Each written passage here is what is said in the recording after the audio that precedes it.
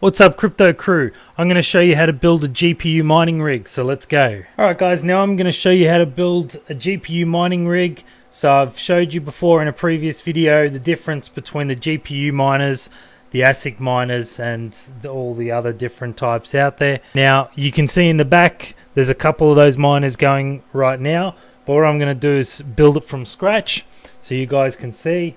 So the first thing I'm going to do is grab the platform I'm going to use to actually attach all this stuff down to. And for me, that's just one of these cheap Kmart racks. So if I make some room. So the reason why I go for these racks is not only are they cheap, but they're all standard sizes. You can rack them all up just like you can see in the back here. It's easy to just move stuff around, and because there's gaps in between, you don't have to worry about airflow. It's easy to get cables all around and up through, and it's easy to tie stuff down as well onto the actual rack. The only downside to these racks is that they are metal. Electronics sitting on metal, not so good. So what we're going to have to do is get something to raise the actual electronics off the metal. Now on some of the components they do have a backing on it, but for things like the motherboard, I'm going to need to put something underneath, and usually I just use a piece of wood. Luckily for me, I've got heaps of MDF lying around in the shed out the back. I guess you could really use whatever you want as long as it doesn't conduct electricity. You can build these computers inside a normal computer case. The only downsides to that would be that you've got airflow restriction. Unless you're pumping a lot of air through with the fans, tend to actually have issues then with your graphics cards being too close together that you can't get the airflow through. I'm not saying that you can't do it, you can. It's just that fitting 6 graphics cards into a PC case and having that all flowing with the proper airflow is a lot more difficult, and you got a lot more cabling and stuff like that in that one confined space. That's why I like to have it open setup like you can see back here. It's easier, then you can cable tie down wires and things like that. So there's a lot of videos online of people showing you how to set these up. Now the main difference between a lot of those videos and mine, you see a lot of these people going through and showing you all their brand new equipment and such. I do the complete opposite. Now the reason for that is being that if you're going to go out there and spend all that money on brand new equipment, okay, yes, you might get the warranties and such, but the outlay that you put forward to actually get all that equipment is a lot higher. Some of the graphics cards that I've actually been getting are about a third of the price of a lot of these other people that are going out there and getting graphics cards. And even, motherboards, Chinese motherboards do exactly the same thing. I haven't had an issue with any of these yet. And I've been mining on some of these for over 6 months now. So just do your research on what you're actually after, and I can do some reviews on some of these products as well, but just don't get caught up in going to your local computer shop and throwing a few $1,000s just to get a mining rig set up, because at the end of the day it's going to take you a lot longer to actually recoup that money back. We have our motherboard. For most people, when they get scared about building computers, I'm not too fussed. I've been pretty rough with all of them and not had an issue yet. What I'm going to do is cable tie these things down. So this is getting really DIY backyard. I need to make sure that wherever I'm putting this stuff, there's going to be enough room for everything.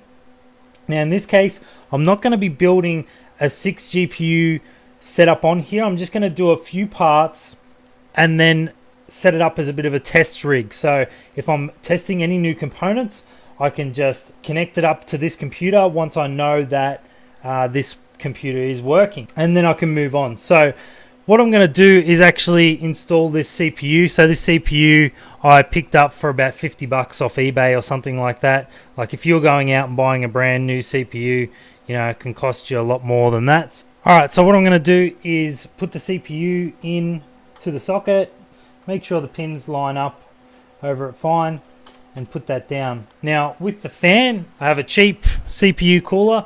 Now with mining rigs, the CPUs don't use much processing power to mine. It's all done on the GPUs, so I'm not too fussed about the cooling because it's not going to get too hot. Now that that's done, CPU fan, plonk it on the top, pop it on, cooler's on. Plug goes in, but what I'm going to do first. Alright, we got the camera switched around so you guys can see.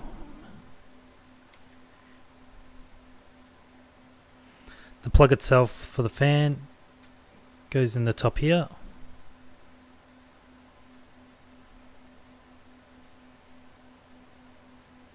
Now, the other thing I'm going to try and make sure I do first is put the memory in, because that looks quite tight to get in there.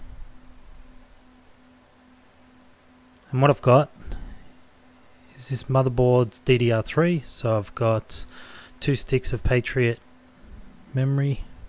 Now they're 4 gig each. I haven't really done a test on overkill of using memory, but I might do that in another video. So we'll just get these in, make sure we line them up properly. Now the next thing we want to do is attach the motherboard down. I just make sure that wherever I place the motherboard, that it's not in the way of the legs that would be coming up through the side.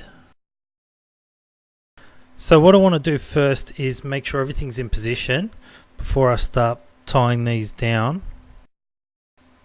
So we want to make sure that there's even weight across the board, so it's not bending in the center, or especially when you're pushing those plugs in, it can kind of bend in the middle, so we want to stop that from happening.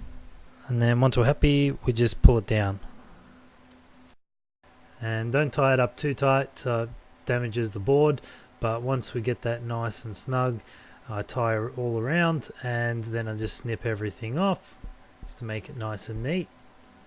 So the next thing we want to install is the solid state hard drive.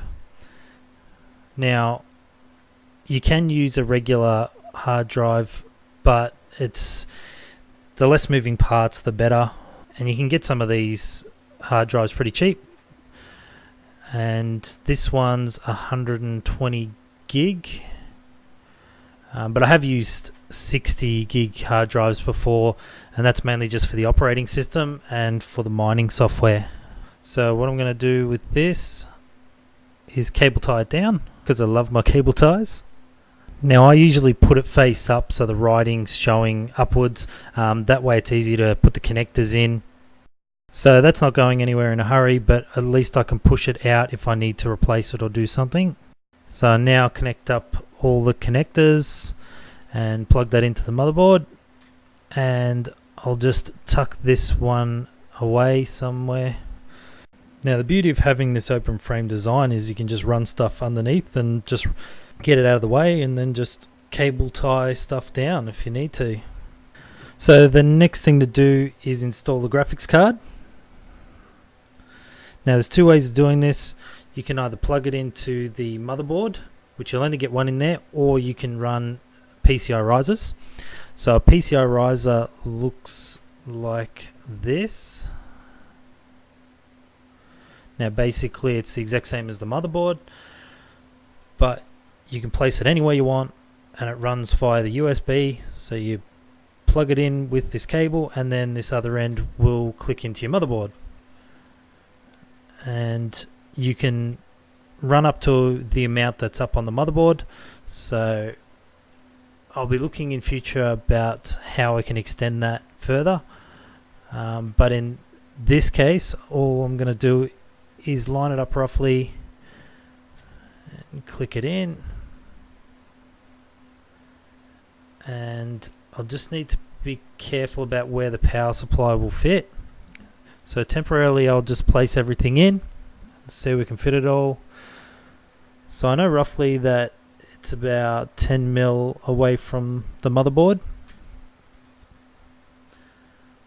So the first thing I'm going to need to do is, on this PCI riser, you can see on the back where the foam is, and I'm going to need to cut out some holes through here so I can get the cable ties through. Now I'm just going to grind out a little bit here, and I've got some smaller cable ties. Now I'll just attach that on.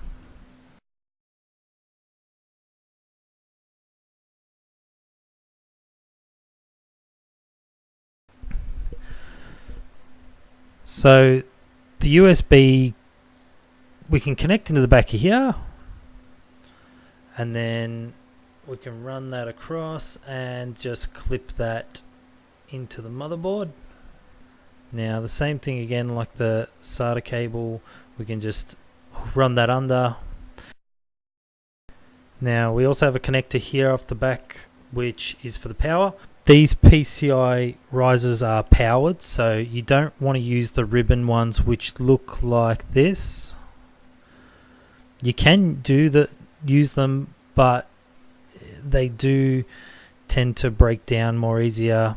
So you would go off like that to your graphics card, but they're quite well known for breaking down. Alright, so what we need to do now is connect up all the power. So what I've got here is a 750 watt Corsair power supply.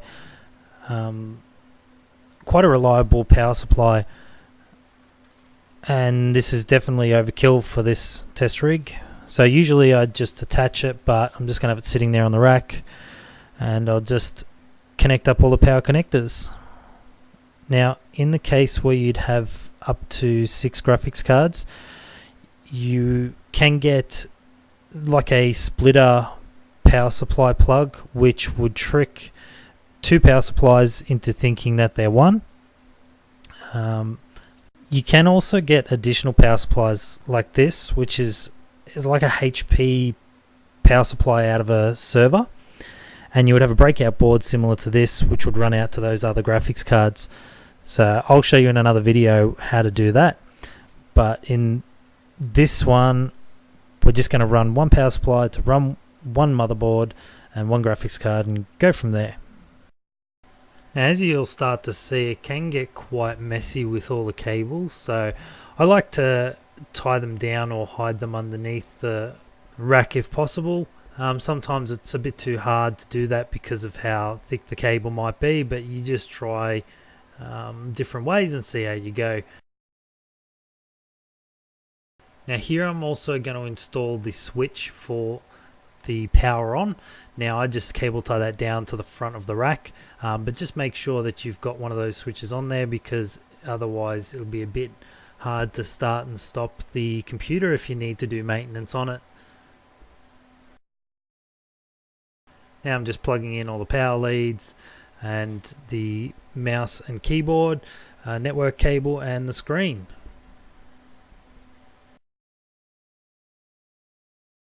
And that's about it. We should be good. Alright guys, thanks for watching the build of this video. Now I've got another video that shows me switching the test rig on and actually getting it up and running. So check that one out. But thanks again for watching. We'll catch you next time. Thanks for watching my video. If you liked it, hit that like button. You can also subscribe by hitting the button up here, and you can also join the Discord channel below in the link. Now they've got 2 other videos up here for you to watch, and I've got my personal channel over on this side. So thanks for watching again, and we'll see you next time.